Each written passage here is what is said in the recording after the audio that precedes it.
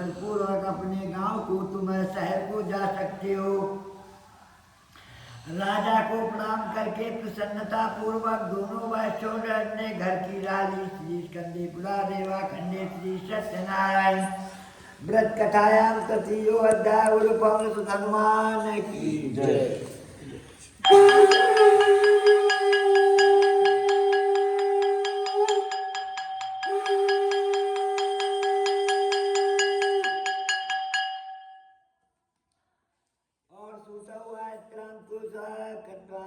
सूत जी कहने लगे, हे ऋषियों, जब साधु वैश्य ने अपने देश की ओर मंगल पूर्वक ब्राह्मणों और गरीबों को धन दे करके चला, तब थोड़ी ही दूर चला था, तब भगवान ने स्वयं परीक्षा लेने के लिए एक दंडी स्वामी साधु का रूप धारण कर लिया और सतानंद जी के उस साधु वैश्य के सामने आकर के कहने लगे भगवान की, ये साधु वैश्य तुम्हारी नाव में क्या है? लेकिन वो मदान्ध साधु वैश्य जो हंस करके कहने लगा,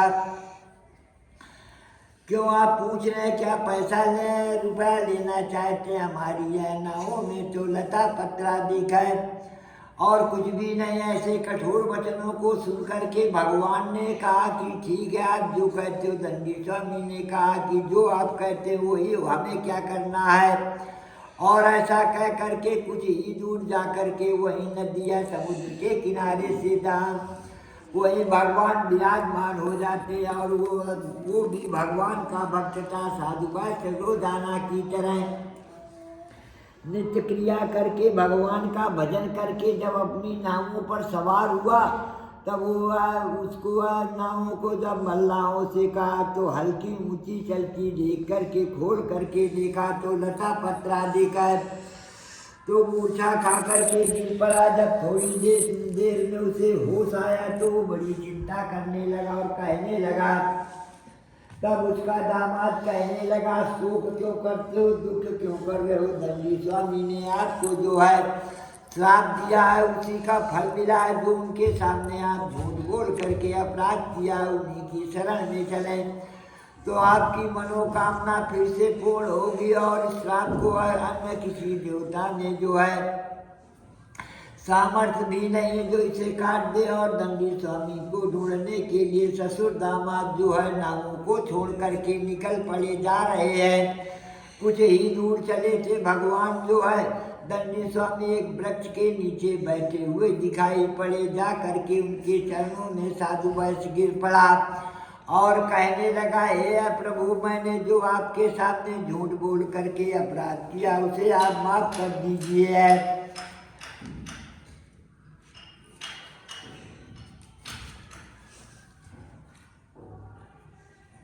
और कहने लगा, बंदीगिरी से भगवान कहने लगे कि बंदीगिरी से छूट गए तब भी हुआ नचेत, चिता लता पात बतलाए के अब क्यों भय अचेत। और साधु बोला, हे भगवान, आपकी माया से मोहित ब्रह्मादि तीनों लोग 33 कोट देवता मोहित रहते हैं, आपके गुण और रूप को नहीं जानते। मैं तो मूर्ख हूँ, आपकी माया में फंस करके मैंने आपको पहचान नहीं सका,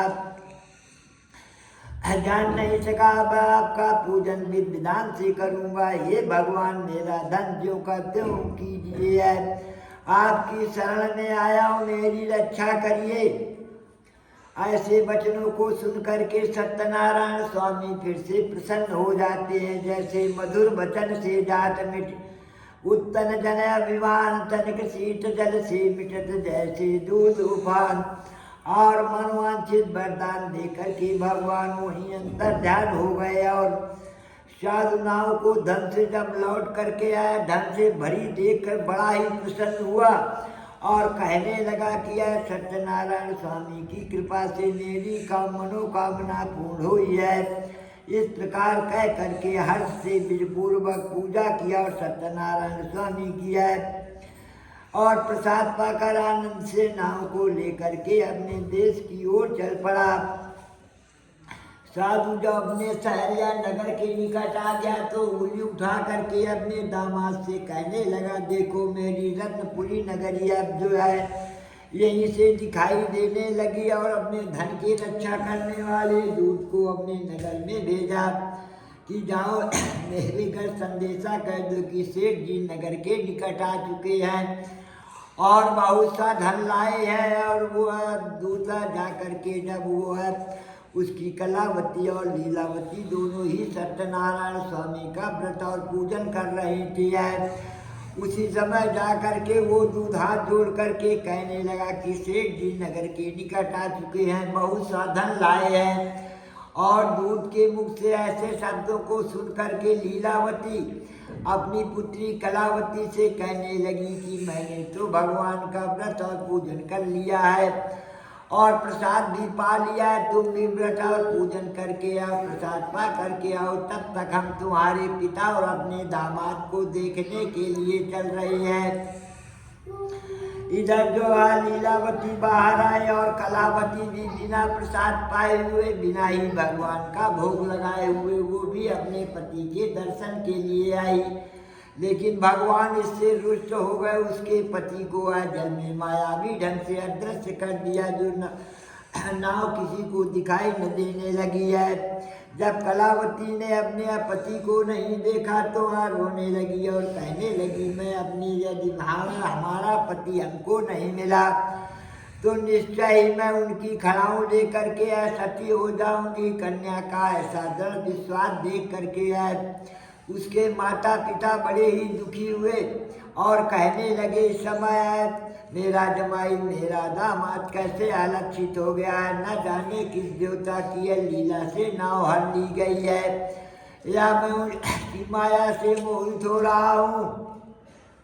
और कहने लगे हैं उसी समय जो है और साधु महाराज से बोला कि ये तो सत्यनारायण स्वामी की ये सब लीला, ऐसा कह करके जब वो कहने लगा तब आकाशवाणी हुई कि हे साधु, तुम्हारी कन्या जो है बिना ही प्रसाद पाए हुए, बिना ही भगवान का भोग लगाए हुए अपने अपने पति के दर्शन के लिए आई थी। है घर जाए और भोग लगावे तो निश्चय ही इसका पति इसको मिलेगा। ऐसी आकाशवाणी सभी लोगों ने वहाँ सुना।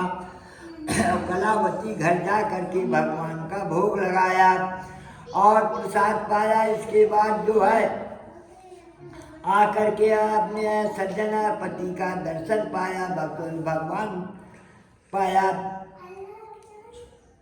तब कलावती घर जाकर प्रेम से प्रसाद पाकर वहाँ आई और अपनी नौका, पति की नौका जल के ऊपर देख करके प्रसन्न हो गई। और फिर कलावती पिता से अब कहने लगी, विलम्ब देर क्यों कर रहे, घर चलिए। और कन्या के मुख से ऐसे शब्दों को सुनकर के उसके माता पिता बड़े ही प्रसन्न हुए और फिर सत्यदेव के पूजन को खूब विधान से करने लगा। साधु धन लेकर बांधों सहित अपने घर आया। फिर तो हर पूर्णिमा और संक्रांति को नियम से सत्यनारायण स्वामी का व्रत करने लगा। इस लोक में सुख भोग करके अंत समय वैकुंठ लोक को चला गया।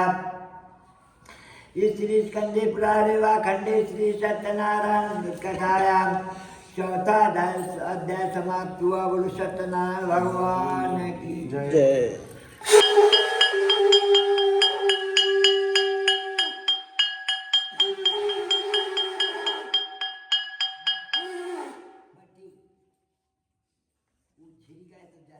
एक तरफ से टूट गया है, टूट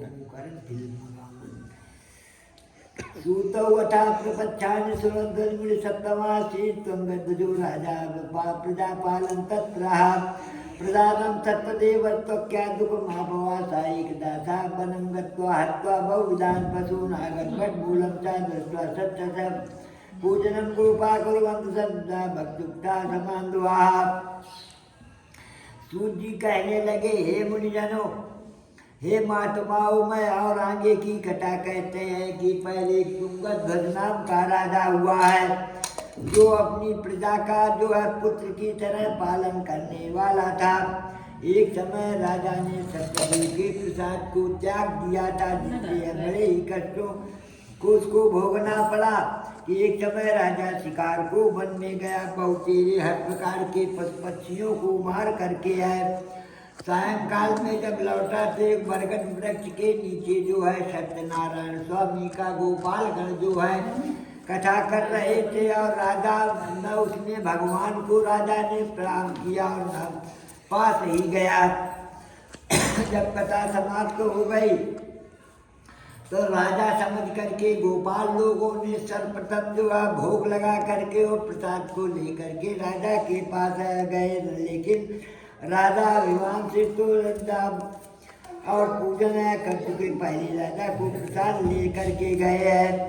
फिर गोपालगढ़ जो है उस प्रसाद को पाकर तृप्त हुए हैं और राजा प्रसाद को त्याग करके दुख को प्राप्त हुआ। जब राजा के 100 पुत्र धन नष्ट हो गया तब राजा सोचने लगा या सत्यनारायण स्वामी ने ही मेरा सब कुछ नष्ट करना शुरू कर दिया है। जहाँ सत्यनारायण भगवान का पूजन हो रहा था वहीं मैं चलूँ या मन में विचार करके निश्चय करके और गोपाल लोगों के फंस गया। कटिका छीलो ऐसे कर दे, वो छील कर रखो जी, कोई करने का है। हाँ हाँ तो क्या करे वो गोला में फोड़ छेद कर ले, छेद कर ले, छेद कर दे गोला। ठीक बेटा दूध को इसे तो हुई और प्रेम बुआ कथा को और सत्यनारायण के प्रसाद से अवोधर पुत्रादि से युक्त हो करके अंत समय सतपुर को गया। जो है मनुष्य ऐसा परम दुर्लभ व्रत को करते हैं और प्रेम पूर्वक कथा को सुनते हैं, उनको भगवान अपनी भक्ति देते हैं। उस भक्ति से पीढ़ी दर पीढ़ी तर जाती है। उन भगवान की कृपा से धनदान हुए दारिद्रों को धन मिलता है और जो जेल में पड़े हैं भगवान की कृपा से वो भी छूट जाते हैं और जो भय से युक्त होते हैं वो भय से छूट जाते हैं। इसमें संदेह नहीं, आप मनवांछित फल भोग करके अंत समय वो वैकुंठ लोक को जाते हैं। हे ब्राह्मणों, इस तरह मैं तुमसे सत्यनारायण स्वामी के व्रत की महिमा विस्तार से कही है, जिसके करने से मनुष्य सब दुखों से छूट जाते हैं। विशेष करके कलयुग में सत्यदेव की पूजा ही फल को देने वाली है। कोई काल कहेगा, कोई सत्यदेव कहेंगे, कोई इस कहेगा। भगवान के रूप एक है, रूप अनेक है और भगवान एक ही है। सब धारण करने वाले होते हैं। कलयुग में सत्य रूपी सनातन सत्यनारायण होंगे। विष्णु भगवान ने स्वयं ही सबको मनोवांछित फल देने के लिए अनेक रूप धारण करने वाले होंगे। हे मुनिजनों, जो इस कथा को सुनता और पढ़ता है उसके भगवान की कृपा से सब जो है कृपा से सब दुखों से छूट जाता है। पहले जिसने सत्यनारायण स्वामी का पूजन किया, हे ऋषियों, सूर्य जी महात्माओं को समझा रहे हैं। उनके और जो दूसरे जन्म उनका मैं हाल कहता हूँ, वही सदानंद ब्राह्मण जो है भगवान की भक्ति के कारण दूसरे जन्म में सुदामा नाम का ब्राह्मण हुआ और श्री कृष्ण भगवान किया भजन करके मोक्ष गति को प्राप्त हुआ। और लकड़ियों के बेचने वाला लकड़हारा जो इस कथा में निकला, दूसरे जन्म में गुहिराज नाम का भिन्न हुआ।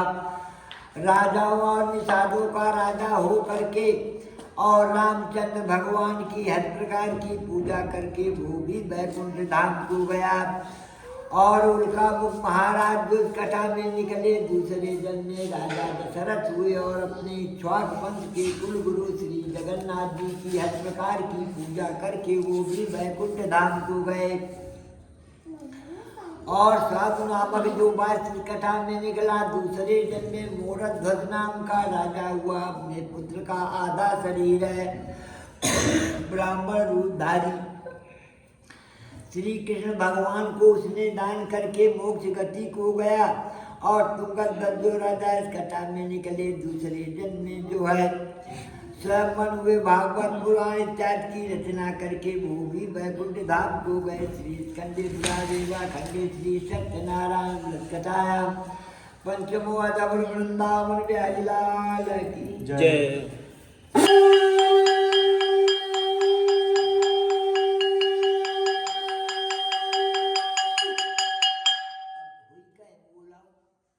हाँ रखो है।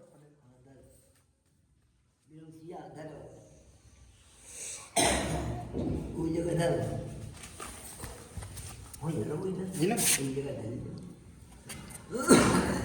एक बार तुम राम सिंह को कर 4 कोना मार के इधर छोड़ दो, हाँ पूरा पश्चिम उत्तर दक्षिण हल्दी चावल जगह पे लगा दो, हर जगह कर दी, हल्दी चावल लगा दो,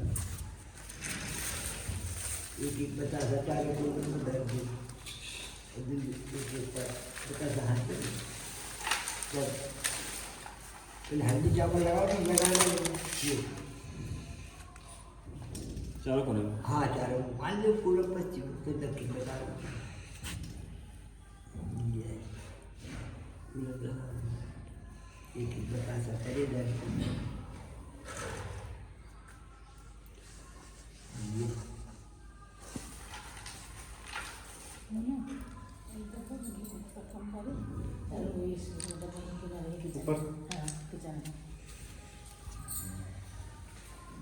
अब एक अंदर छोड़ दो थोड़ा ओ डालू कागज धारा पवित्र चाशनम महा हल्दी चावल छोड़ दो एक बता सकता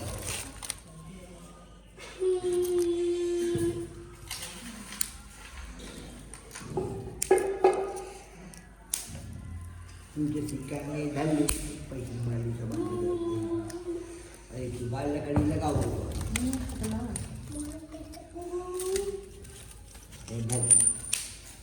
क्या पतरी पतरी रखे नीचे ये निकालो पतरी पतरी ये रखो पतरी पतरी तेरा लगा मुट्ठी चली लगा दो हाँ ये